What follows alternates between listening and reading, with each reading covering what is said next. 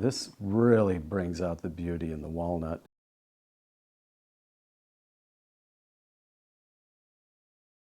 I began routing the holes, and I ran the router in all directions to equal the hole to the template. That made it just a little bit larger than the 3/4 inch dowel, so they fit nicely. They would actually fall into the hole on their own.